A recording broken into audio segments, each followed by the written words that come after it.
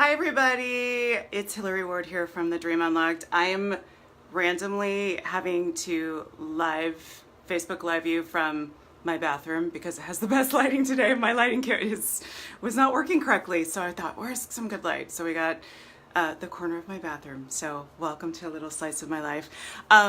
Thank you so much for your questions. Thank you for the surveys that you've been answering. I want to address one of the survey questions today, which is all about, and this one comes up a lot. It's all about how do I get an agent who's going to get me out to auditions consistently? And we're talking 3 to 4 times a week. Generally, that would make people really happy. But before I get to that, if you are part of the 12-step How to Be a Working TV Actor class, this whole past month we've been focusing on communication. I hope that you got to see the Facebook Live video with my manager, Don Carroll, where he answered questions about how he liked to be communicated with. I also hope that you're paying attention to the weekly weapons. We're wrapping up that module. It's going to be available if you buy the program, but I want to make sure that you have all of those communication skills in line, so then when you do get that agent meeting or you're signing with an agent, you know how to establish that relationship and get the interaction from them that you want. So jumping into how do I get an agent who gets me out? Everybody's experience is going to be a little bit different, and it depends on where you are in your career. So if you're fresh out of school, if you don't have any TV and film credits, if you don't have a lot of training, chances are that you are going to either end up out of showcase with an agent who might be from a big corporate agency. You might end up with like a nice mid-range agent. I'm thinking someone like SMS or SDB out here in Los Angeles. If you guys have any New York agencies that you think of this way, make sure that you put those in the comments below. And then you also will have boutique agencies. And those are agencies that maybe you have one theatrical agent who is your point person. And that person is gonna try to get you your first TV credit. They're gonna try to get you into the unions. They're gonna they're gonna basically throw you up against the wall like spaghetti to see what sticks, okay? So if you are, who's joining me? Is that Ariane?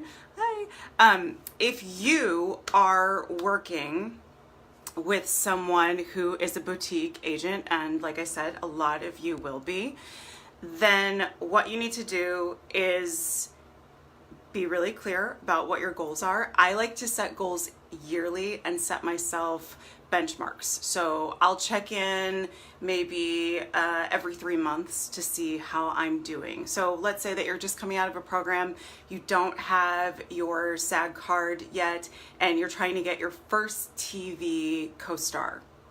All right, so what you're going to do then is communicate that with your agent. You're going to make sure that you have all of your ducks in a row before you start working with your agent. So you can't expect your agent to submit you if you're not ready. So are your pictures in shape? If you have tape, is it up on your website? Is it up on breakdown services? Is it broken into clips and labeled? So if you are going, if your agent wants to submit you for a role that is a lawyer, do you have some footage of that? And if you do, is it labeled? Is it clear? Is it easy to find? Do you have a reel up on Vimeo? Do you have, or YouTube? Do you have video up on IMDb Pro? You can load pictures, you can load your own video. So keep your side of the street clean. There's a great coach that I've been following for years, Dallas Travers, and she always talks about this. It's much easier for you to go to your agent with a question or to start a conversation about how you would like to see things going if your side of the street is clean. If when he asked you to put up pictures on these various casting sites, you took care of it right away. If he asked you about tape, you took care of that. If he said, oh, we need to choose new pictures or you need to reshoot, you took care of that right away. If your side of the street is clean, then it's much easier and you feel much more empowered going into a conversation with your agent about what you would like to see either grow, change, or be different about the interaction and the way that he's getting you out. So that would be my first piece of advice. And the other thing is you've got to give your agent time. They are using their industry relationships to introduce you to casting directors, to writers, to producers. And then you're going to go and hopefully do great work, give a great audition, and you're going to establish rapport with all of these different people. And that always pays off in jobs. So there does need to be a little patience.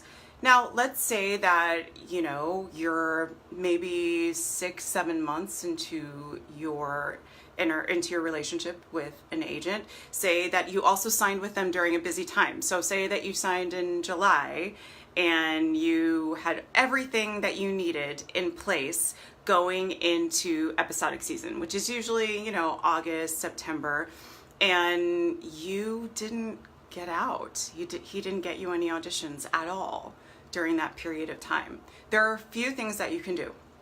First of all, you can always ask your agent for a submission report.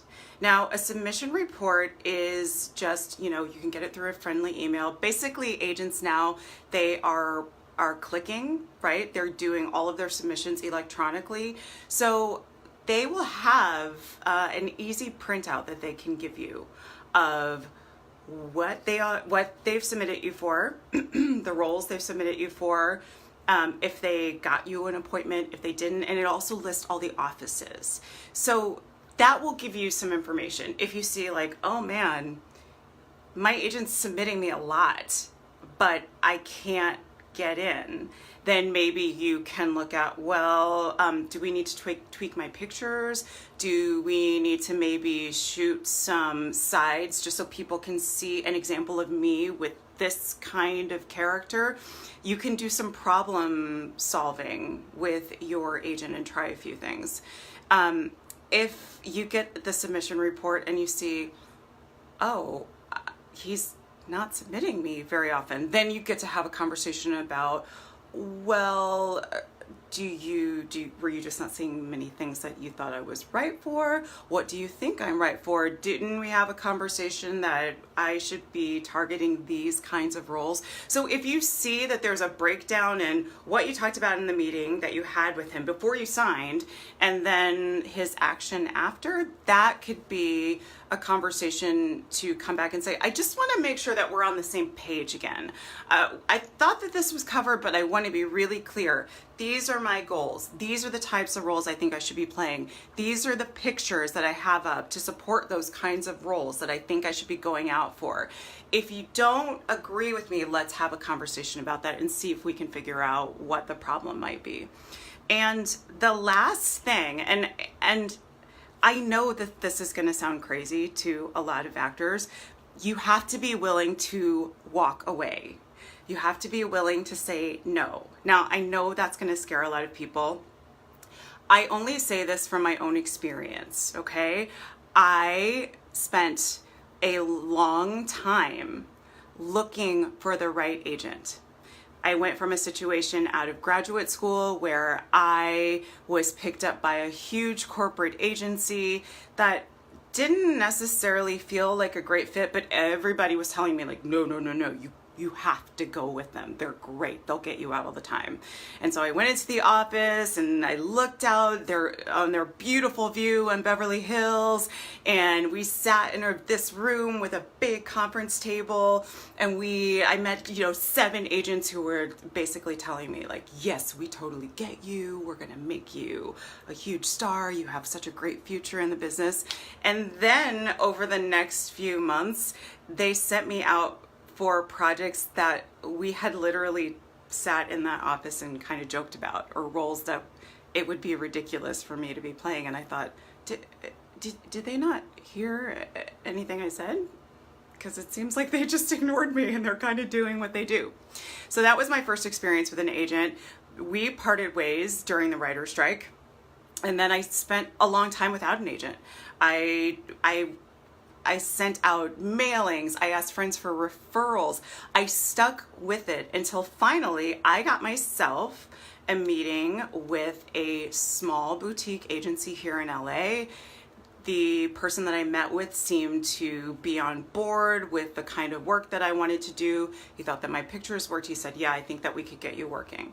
And so he started getting me out, and things seemed to be going pretty well. And over the course of that first few months, I booked a role on what was going to be a really big project on HBO. And so I booked the role. I was working with all of these A-list stars. I had great tape. And because of that, better auditions started to roll in. Auditions for top of show guest, auditions for recurring. So I reached out to him and I said, hey, this is great. We're finally, got some momentum going. So what are the next steps? And his reaction to that was, well, we'll just kind of keep doing what we're doing. And I said, no, that's great. I'm happy to be working, but I had a vision for my career. I had a vision for what I was capable of. I had a vision for what I thought my contribution and my worth was in the business that I was realizing did not match up with his view. He would have been happy if I just kept working. So as long as I was booking, it didn't matter what kind of role, it didn't matter if it was a low budget movie, it didn't matter if it was something that was going to forward my career or not. He just wanted me working. And when I realized that, I walked away from him. And on paper, I had no reason to walk away from him. I didn't have another agent lined up. I didn't have a booking coming up. I just had the belief that my worth was more than this person could see. And because of that, we were not aligned, and he was not the agent for me. And I spent a year and a half taking meetings. But before I did that, I got a very clear vision of the kind of agent that I wanted. I've been very lucky to have the best relationship with my commercial agents. They get me out a lot. They always take my calls. If I say no to something, they never put pressure on me to do it. If I book out, it's not a problem. They understand that I have a life. They are wonderful women, and they negotiate hard for me, but they also understand when I have conflicts or I have things that I need to concentrate on that are not those auditions. And I realized I had never had that with my theatrical representation, and that's what I wanted. And so I had meeting after meeting after meeting with big agencies, mid-level, boutiques again, and there were people who wanted to sign with me. There were people who passed. It was, it ran the gamut. But I did not sign with someone until I had a meeting where I thought, oh, this feels really good. This feels like how I communicate with Rachel and Abby and Charisse and Pam, my team at SBV. This is how I want it to feel on the theatrical side. I don't want to feel like my opinion isn't valued. I want to be with a group of people who are just as ambitious and have an ambitious view of my career and what I'm capable of. And so I waited a year and a half for the right fit, and I love my agents now. And so what I'm telling you is you have to be patient, you have to be tenacious, and do not settle for anyone who does not value you and who does not value what you bring to the table and who does not have a vision in line with yours for your own career, because it's your career. There's a reason that we only give them 10% of our money. Okay, so I hope that that's resonating with you. If you have any questions, please make sure that you hop on the page. You can also go over to the dreamunlocked.com. There you can see all of the examples of our classes. We have great 12-step acting classes. We also have a new 12-step emotional chords class. This class is so amazing because your physical type is going to change throughout your life, but your emotional type, the kinds of roles that you implicitly understand, because they are connected to who you are in your core, you're going to be able to play those roles forever. So instead of talking to your agents or marketing yourself to CDs based on like, oh, here's my lawyer picture, here's my mom picture. No. What you've got to do is understand, April uses this example all the time, but she understands that one of her emotional chords is about being a warrior for justice. So if you look at her tape, she's playing social workers. She's playing a woman who is working in a soup kitchen and feeding the entire community. She is working as a lawyer who is trying to help her client who is being abused by her husband. She's helping stand up to a corrupt cop. These are all in her chords. One of these roles that she played, the breakdown was for a 55-year-old Asian man. April Yvette Thompson is not a 55-year-old Asian man. So this will help you if you are looking to go into writing. It's going to help you in your acting. And it's also going to help you if you want to redirect your career, if you want to get an idea of the kinds of things that you might be able to explore. It's a great program to look at. So thank you so much for joining me. Again, it's Hillary here from Dream Unlocked. Please hop on this page and comment. You can go over to the forums on the Dream Unlocked if you are already a member of the 12-step MFA. Coming up December 1st, I have a really great training module that's all about how to assess, because we're right at the halfway point. It's about to assess. It's about assessing where you've been and then figuring out a plan for moving forward. All right. Thank you so much for joining me. I will talk to you soon.